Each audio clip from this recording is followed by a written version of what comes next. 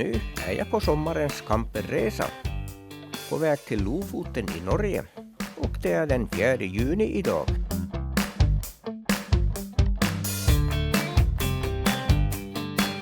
Och jag tar inlandsvägen via Arvidsjaur. Och idag kör jag till Vännäs och överraskar min son Daniels familj.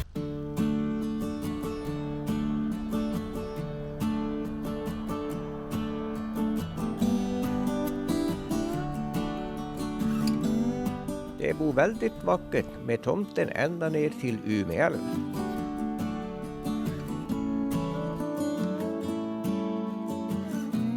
Och första dagens körsträcka blev 57 mil. Och innan huset vaknar drar jag iväg västerut.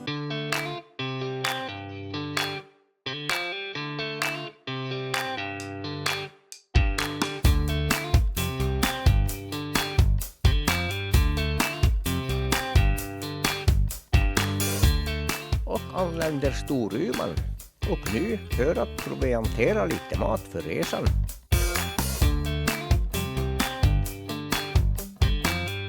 Och jag fortsätter västerut längs E12 som följer Umeälvens vattensystem.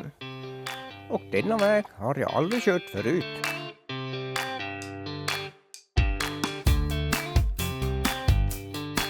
Och nu kommer jag till Tärnaby som har endast 480 invånare men är känd för flera superduktiga världskända slalomåkare.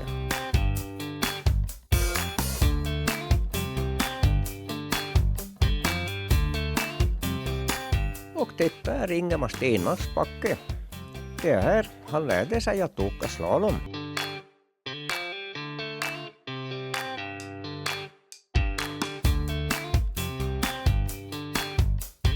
Och här Anja Perssons liften, som med Ingemar är Tärnabys största kändisar.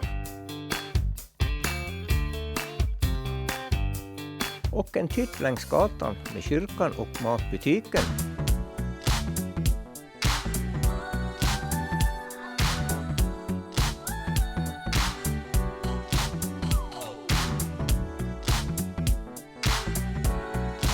Och jag fortsätter västerut och vägen följer Umeälv. Och här kan man ta sig in i Norge rakt västerut. Men jag fortsätter nordvästerut.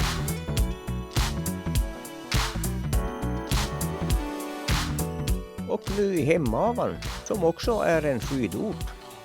Och är mycket större än Tärnaby inom slalomåkning. Hemavan har 270 invånare och ligger i Tärna-distriktet i Storuman kommun i Västerbottens län.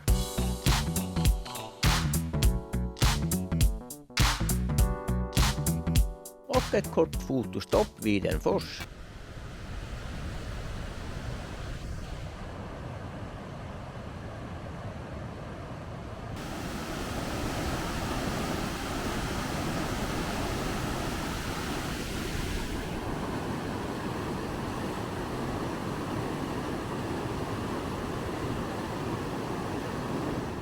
Och så fortsätter jag igen.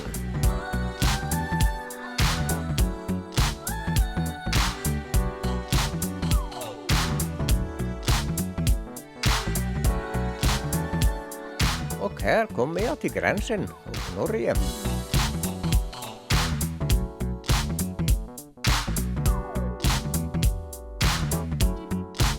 Och nu kommer jag till Mo i Rana som har 18 900 invånare. Som ligger i Rana kommun.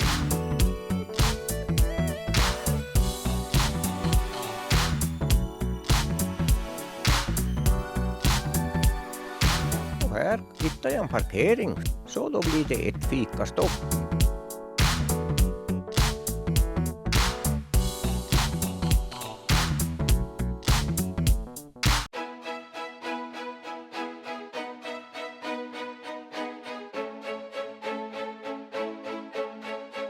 Och intill parkeringen finns ett samiskt kulturminne.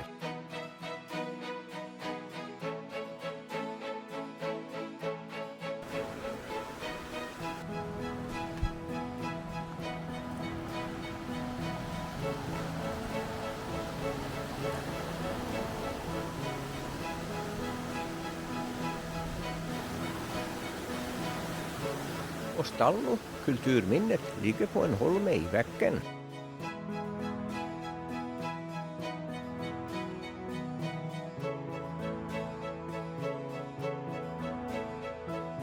Och här finns rester på 6 samebostäder som tros vara från vikingatiden eller medeltiden.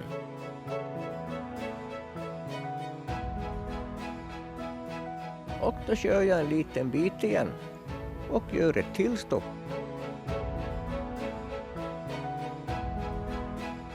Och detta är polcirkeln, så jag befinner mig nu på samma breddgrader som hemma. Givetvis finns här en stor souvenirbutik och en restaurang.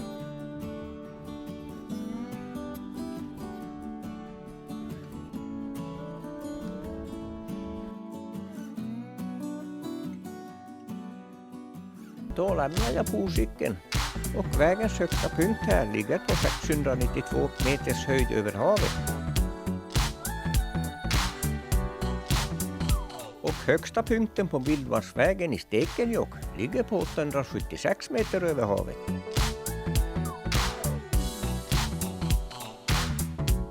Och jag rullar norrut längs E6. Och nu går det nerför längs med en vacker älv. Och framme i Bodö och till hamnen där. Och klockan har hunnit bli 9:30 på kvällen. Och jag hade bokat tid på färjan för ikväll klockan 18. Som jag fick boka om till imorgon. Och nu dags för middagen. Och jag ska övernatta här på parkeringen.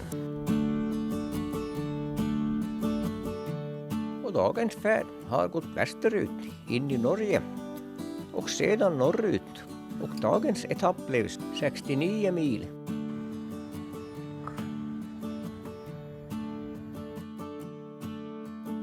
Och 5:30 nästa morgon får vi köra ombord på färjan som avgår klockan 6.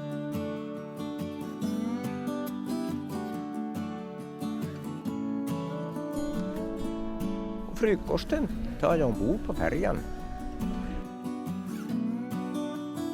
Och klockan 6 seglar vi ut från hamnen i Bodö.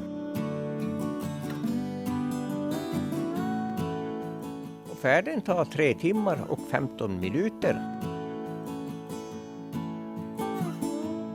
Och där borta börjar man se bergen i Lofoten.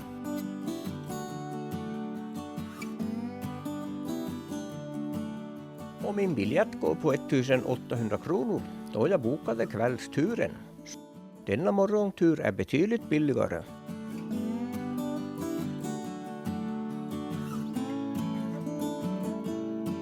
Och så seglar vi in till hamnen i Moskonäs.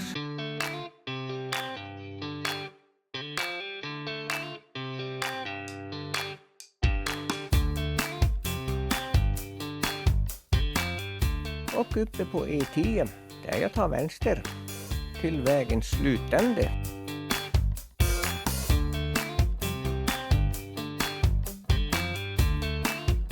Och här kommer man till å som alla stannar och fotar för dess korta namn. Och genom tunneln till den stora parkeringen där väg E10 tar slut. Och centrum av samhället då med små butiker och museum. Och de röda mysiga rorbuerstugorna för turisters övernattning.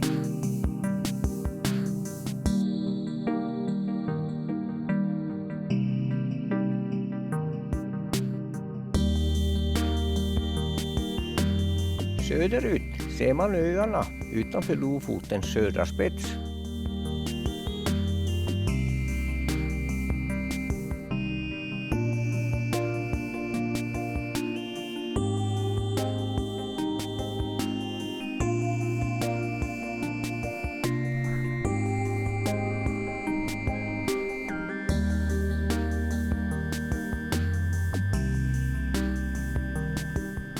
Butiken och museet ligger in till varandra och den stora byggnaden på bryggan är restaurangen. Alla dessa röda husen med rum och små lägenheter hyr man ut till turister. Och jag lämnar Å och fortsätter norrut.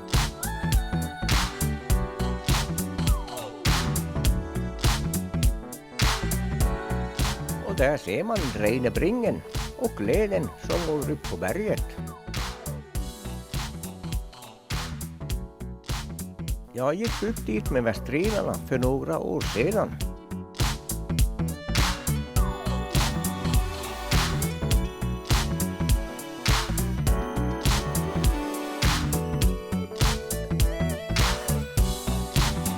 Och nästa anhalt blir Reine.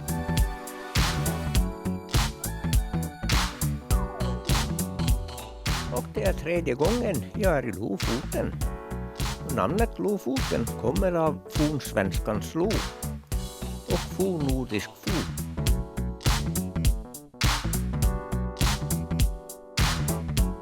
Och här på torget finns ett par butiker och turistkontor för båtturer.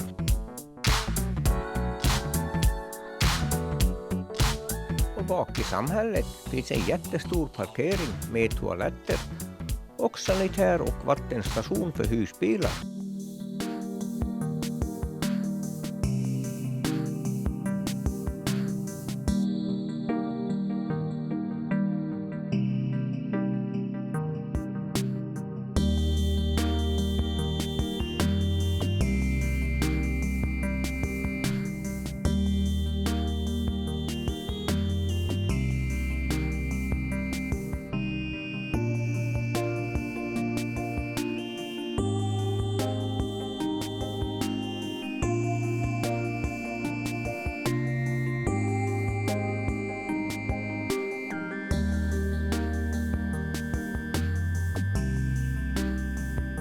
Också en fotorynna till torget med småbåtshamnen och vädret kan man inte klaga på.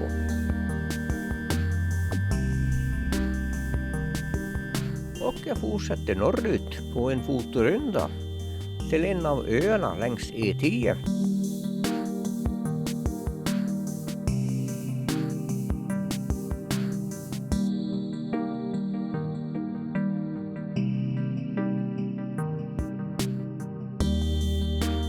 Och även här ser man dessa röda stugorna som man kan hyra.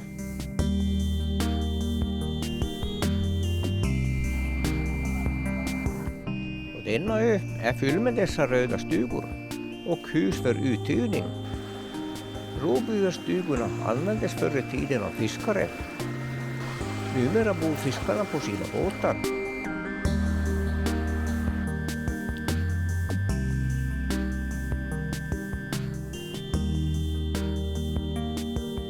Då vänder jag och kör söderut igen.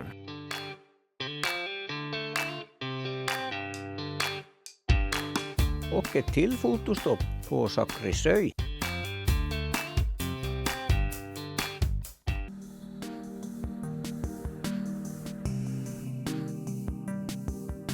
Och ställningar för att torka fisken finns överallt.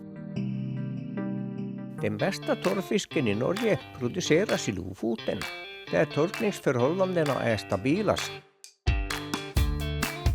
Och ett stopp på en av matbutikerna för att handla middagsmaten. Och jag fortsätter söderut till en parkering söder om Reine.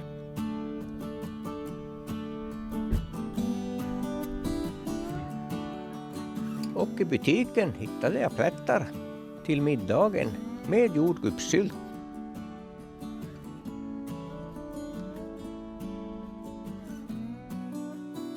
Och dagens körsträcka blev bara 5 mil, plus färja över från Bodö och ner till Å samt norrut en bit norr om Reine.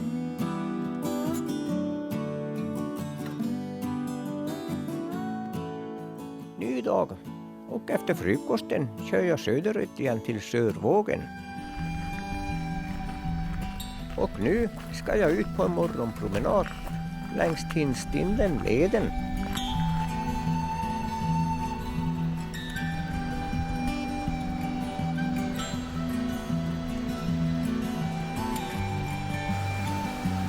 Och den här lätta leden går runt sjön Sörvågsvattnet.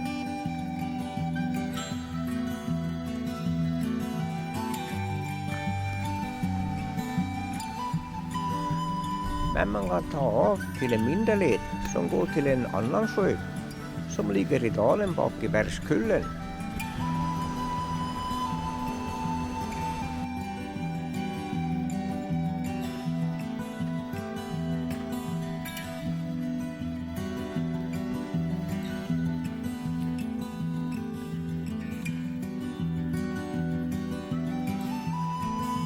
Och Stuvdalsvattnet är dricksvattenkällan till Sörvågen med flera.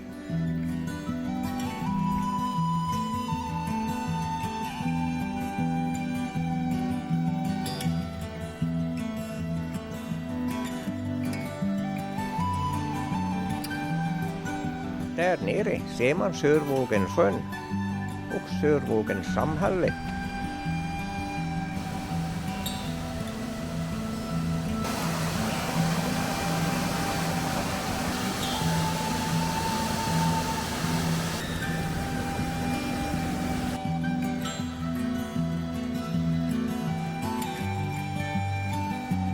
Och efter den turen är det dags för en kopp kaffe. Och så lämnar jag södra Lofoten och fortsätter norrut.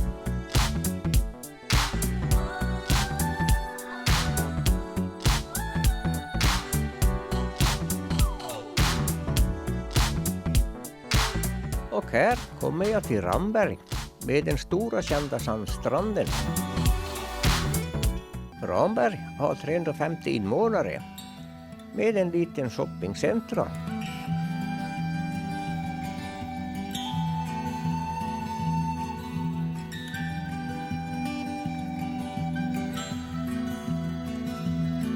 Och mitt i rondellen står det en ungersk bil.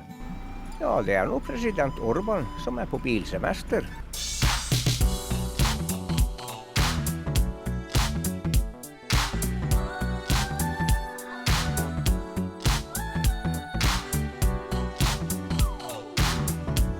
Och på en parkering träffar jag grannbyns campers, Mia och Gert från Kannusjärvi, som är på väg söderut. Och jag fortsätter norrut igen.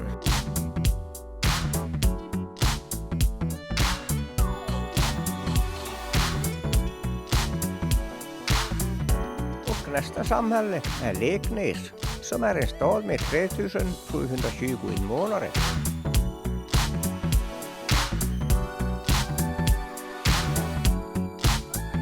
Och nu till ett samhälle som heter Borg, som är känd för vikingabyn.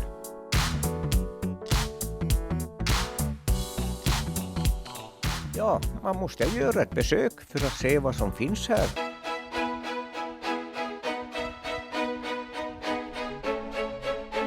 I den långa byggnaden finns ett historiskt museum med en massa gamla grejer och folk som jobbar med olika projekt på vikingavis.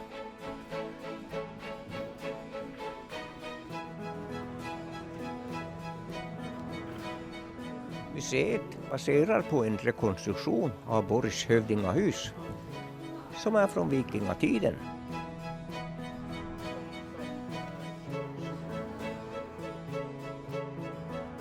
Och det är både museum och ett arkeologiskt museum och öppnades 1995 och 2011 efter utbyggnad.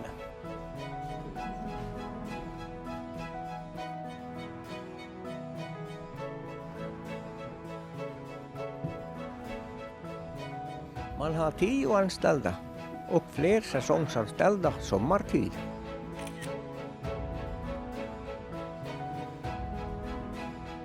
År 1983 upptäckte arkeologerna hövdingahuset, ett stort vikingatida byggnad som tros ha byggts omkring år 500 efter Kristus.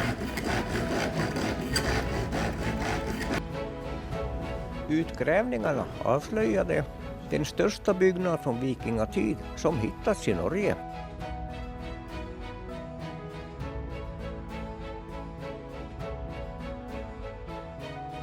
Och grunden till Hödingahuset med 83 gånger 9 meter.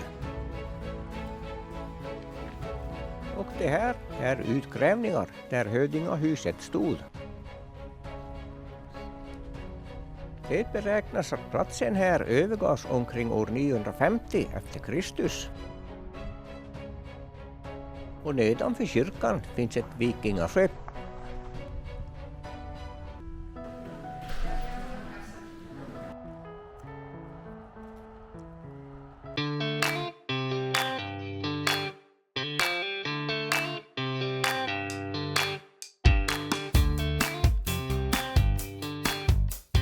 Och jag fortsätter norrut på min 5:e dag på Lofotenresan.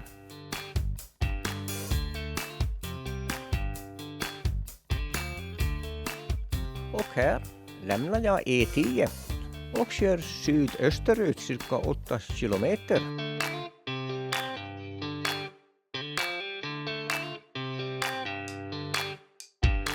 Och det är otroligt vackra vyer även här. Det är en fröjd att köra runt i Lofoten.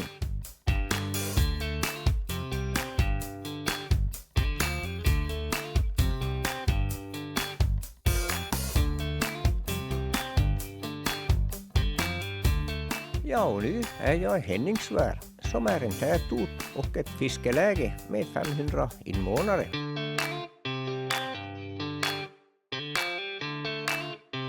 Och samhället blev befolkat under 1700-talet. En man som hette Henrik Dreyer köpte Henningsvär 1842 och byggde upp det till Lofotens viktigaste fiskeläge med sjukstuga, läkare, kapell, telegraflinje och en fyr. Och efter hans död 1882 köptes fiskeläget av Nordlands kommun för att hindra att det kom ut i utländska händer. Och här kommer vägen som går till fotbollsplanen.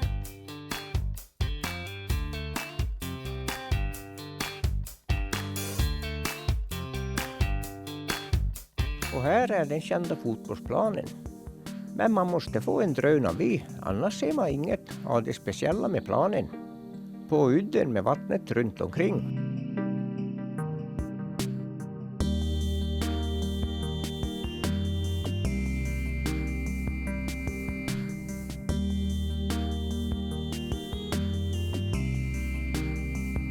Och fiskeläget är byggt på holmar och skär och binds ihop av en pyr och vall och omsluts av havet på alla sidor.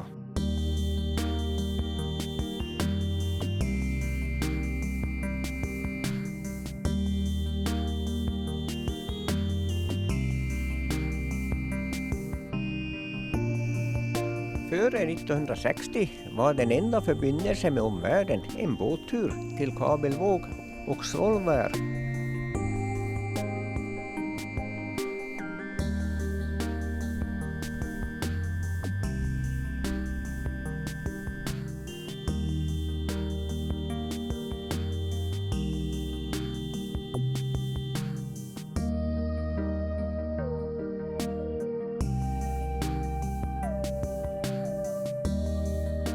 År 1983 invigdes broarna till Henningsvär, varvid samhället fick direkt landsvägsförbindelse med resten av Lofoten.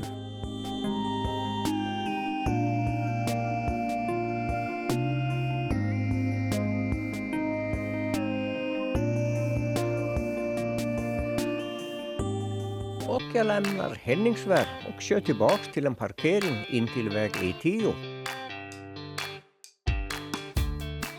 Och nu är klockan 7:30 och jag avslutar dagens körning och dags för middagen.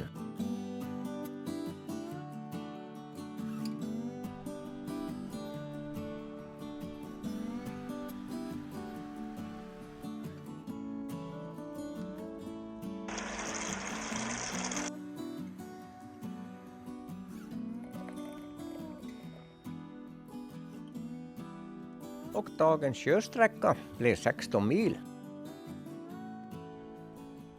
Och här finns några tältare som också ska övernatta här.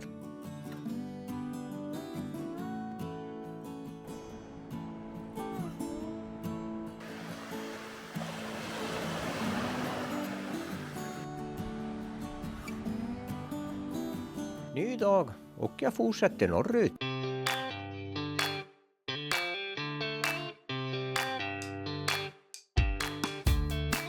Och här anländer jag Svolvær som är en stad och har 4750 invånare.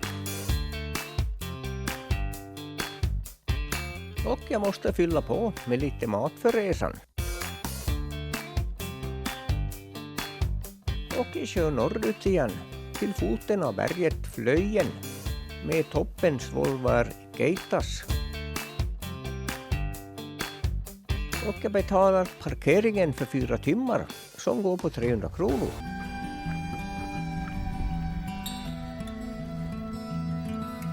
Ja, här börjar leden med sherpabyggda trapporna.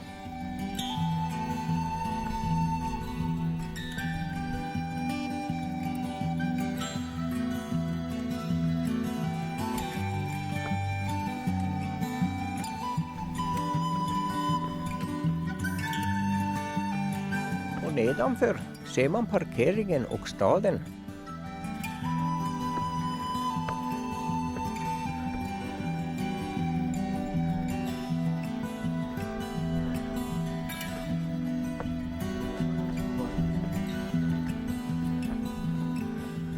Och där ser man toppen med de 2 hornen sticka upp.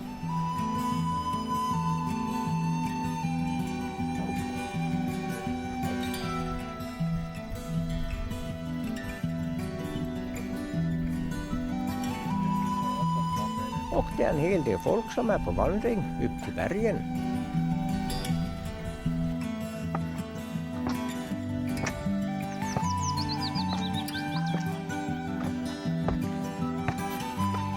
Det är brant på klipporna så man får sätta på fyrhjulsdriften så man inte halkar ner.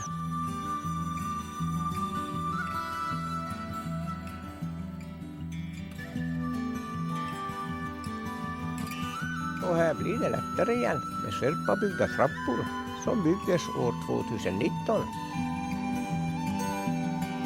Man använder sherporna från Nepal för att bygga dessa stenleder.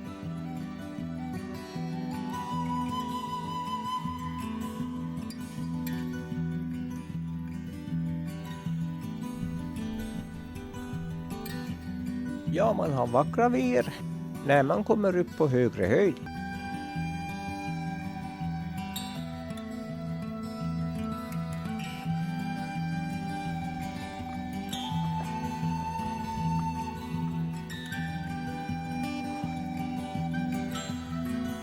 Och en kort paus. Och det är en hel del folk i farten som vill upp till porten.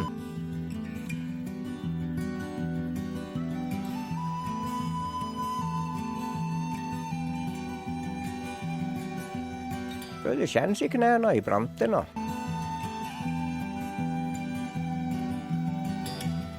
Och Svolvær Geitas hornen bestegs för första gången år 1910. Och där ser man slutsträckan på leden till porten.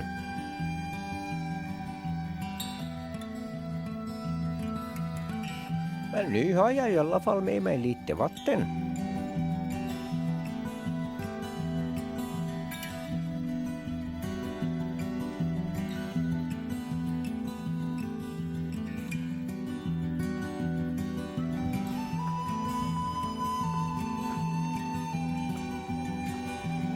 Och sista biten. Och där har vi då djävulsporten.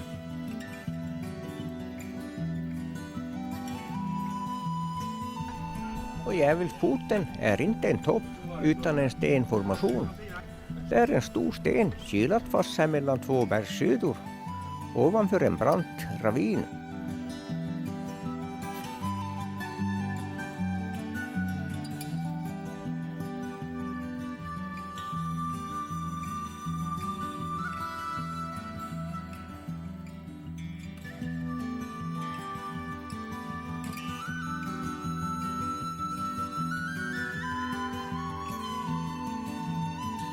Ja, sen är det bara att ta vägen ner igen.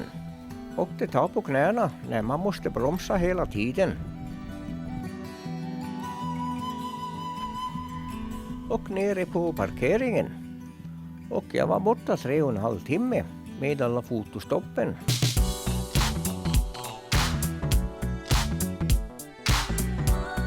Och nu till en parkering för att koka en kopp kaffe. Och helikoptern plockar upp skadade vandrare uppifrån berget och det är redan andra svängen. Ja, det sitter bra med en kopp kaffe efter bergsturen. Och jag fortsätter igen och kör in på en parkering med en utsiktspunkt.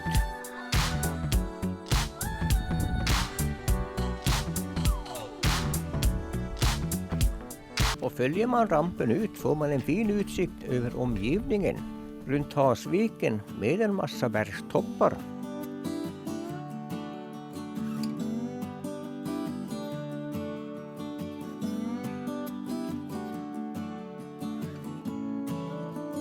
Tillbaks till parkeringen och resan fortsätter norrut.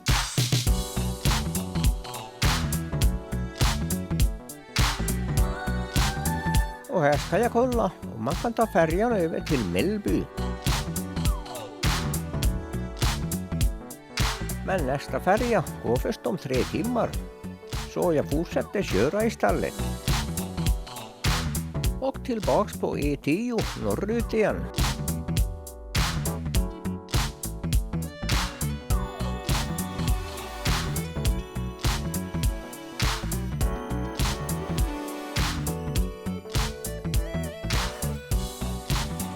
Och här ser jag en parkering som blir stopp för dagens körning. Och klockan är 6:30 lördagen den 8 juni. Och hamburgaren får bli min middag idag.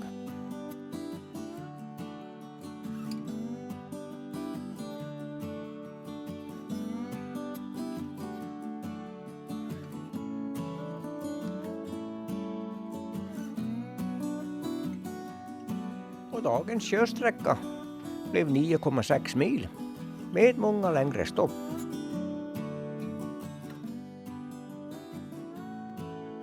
Ja, jag försöker fiska lite, men jag har bara med mig ett vanligt kastspö som inte håller att dra ut några större havsfiskar med. Och vädret, det är fortsatt fint och soligt. Hallå Boden! Hej! Hej! Hallå! Hallå! Och paret från Boden sover uppe i taktältet på bilen.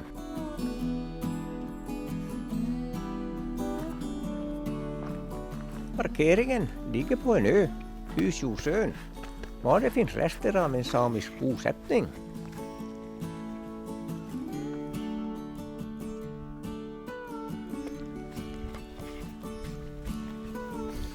Och jag följer stigen för att ta en titt på bosättningen.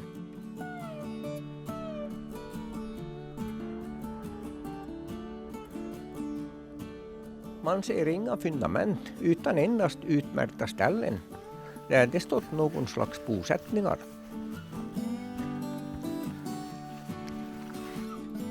Där borta ser man södra bron till ön.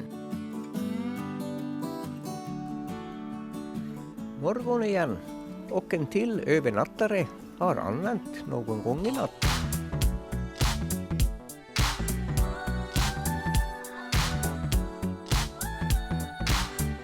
Och här lämnar jag E10 och tar av västerut på väg 85 som går till Sortland.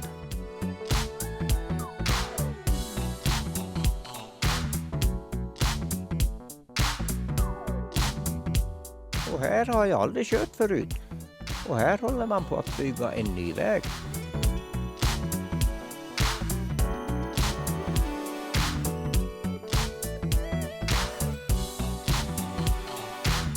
Och vidare bron över till staden Sortland med 5500 invånare.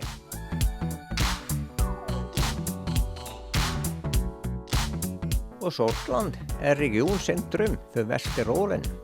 Och Hutterutten anlöper staden.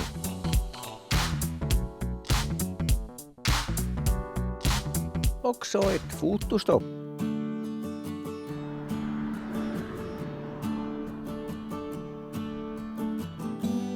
Det är vackra vyer även här i Västerålen.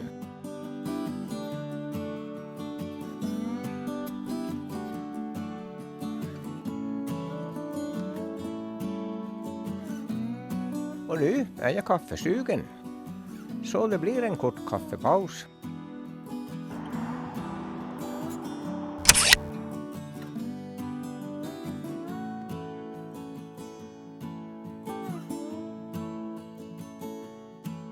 Ja, man kan ju inte klaga över vyerna under kaffepausen.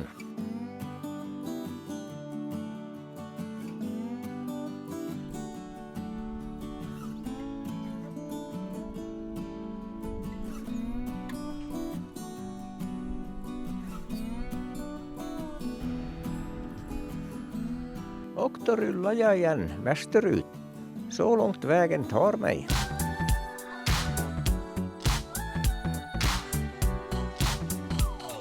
Och här kommer jag till fiskebyn Nykvåge och fortsätter norrut längs FV 915.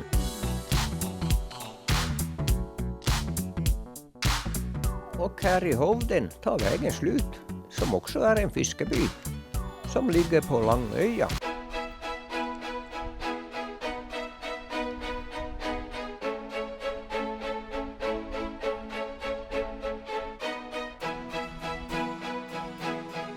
I dessa byar lever man på fisket och man har ett rikt fiske i havet utanför byarna.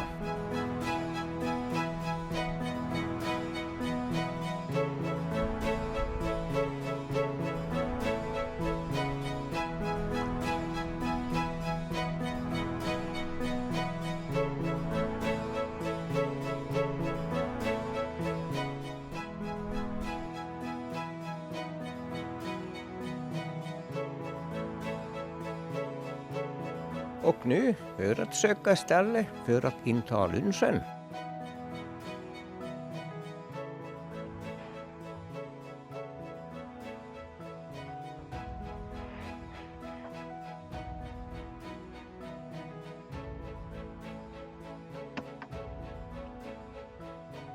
Ja, idag lite plättar till lunch.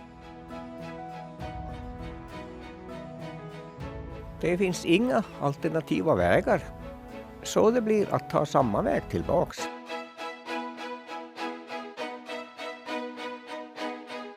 Och nu till en parkering för en kopp kaffe.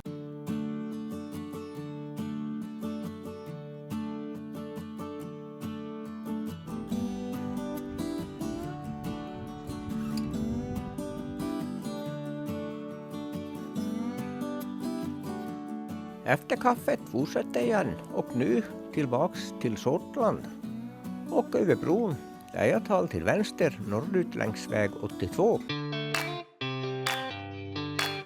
Och nu längs väg 82 norrut.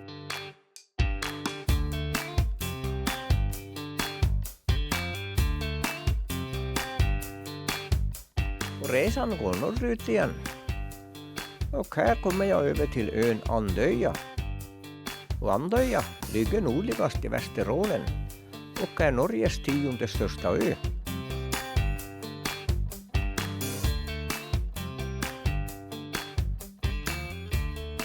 Och här har man hittat historiska spår från järnåldern.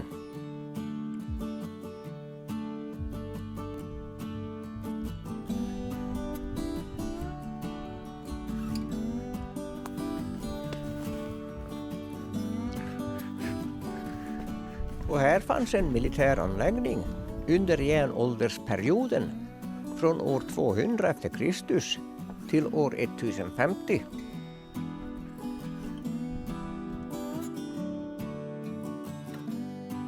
Idag ser man bara tofsar från den tiden.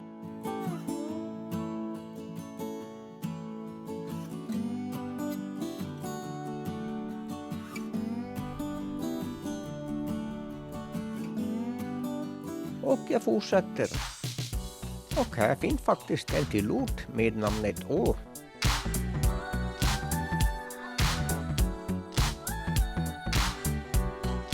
Och drygt halva öns yta består av myrmarker och är känd för sina hjortronmyrar.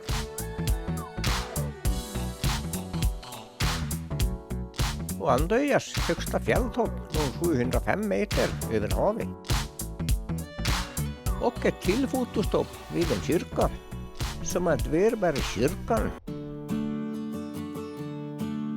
Och kyrkan öppnades 1843.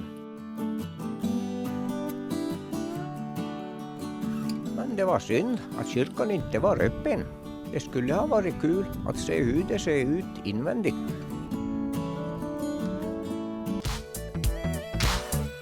Och man passerar många stora myrmarker och stora flacka slätter.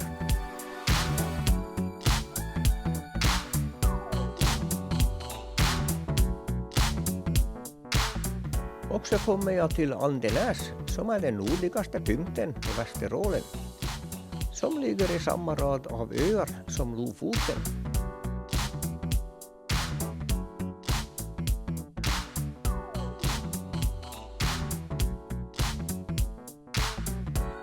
Och här tar vägen slut. Men härifrån kan man fortsätta med färja över till ön Senja.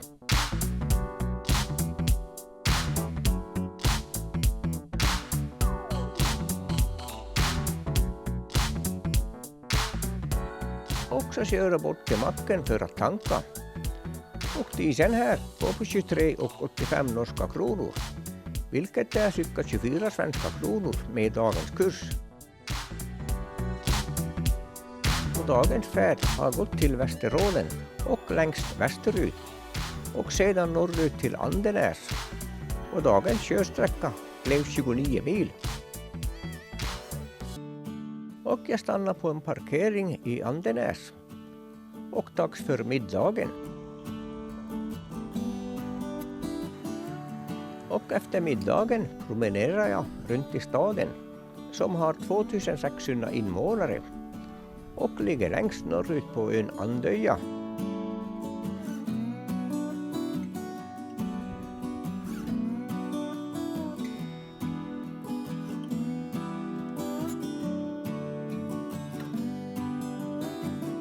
Fyrtornet är från 1859 och fyrvaktarjobbet automatiserades 1999.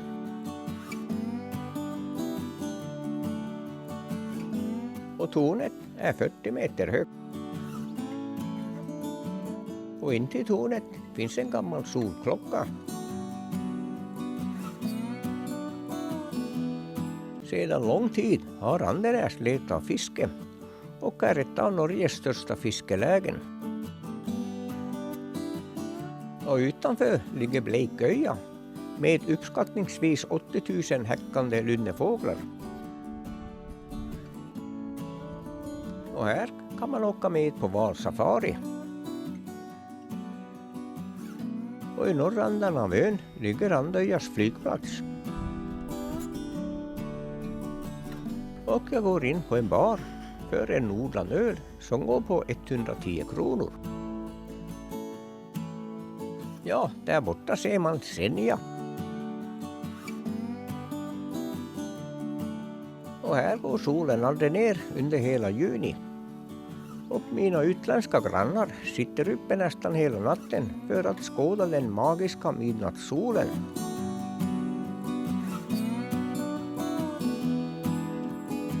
Ny dag. Och nu kolla vart och hur jag ska köra till nästa mål.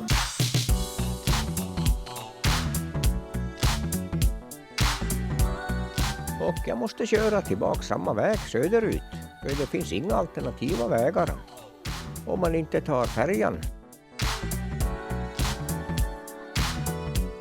Ja, nu är jag på väg 83 som går till Flässnäs.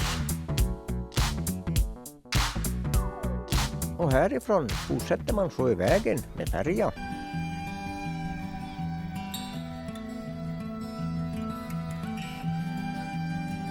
Ja, där borta kommer färjan.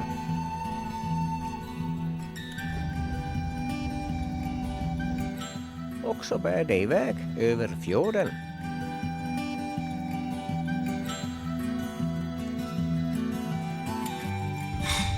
Och färjan går på 82 kronor och tar knappt en halvtimme.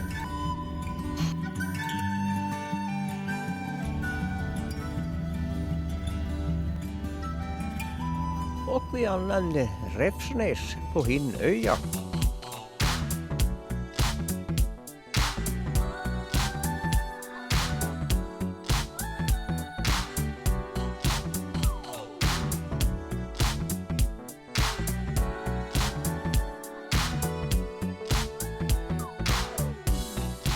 Och nu kör jag österut över bergen och nedför till staden Harstad.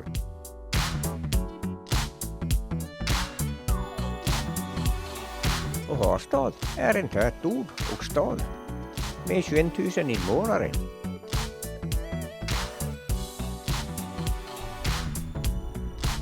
Och jag kör ner till en parkering och nu är det lunchdags.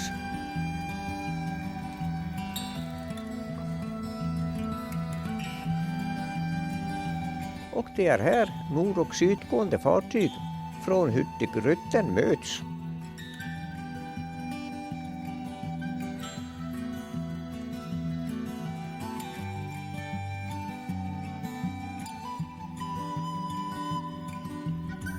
Och efter det en promenad i staden.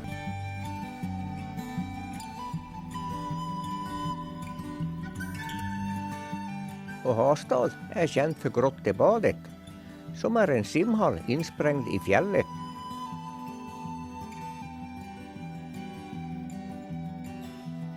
Och det är sommarvärme även här. Och det har det varit under hela resan. Staden är även en regional knutpunkt för oljeverksamheten. Ja, nu blev jag sugen på en cappuccino som går på 52 kronor. Men det blir inte tummen upp för den cappuccinon.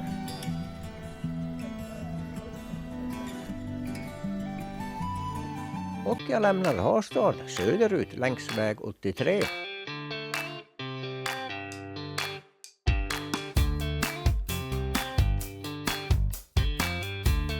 Och här är jag tillbaks till väg E10 och över bron österut.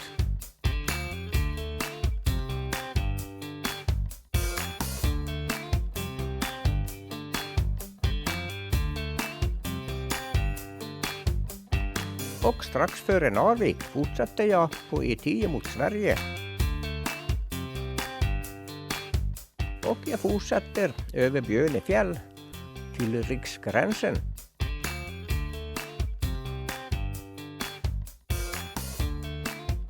Och längs med Vassöjarösjön mot Torneträsk.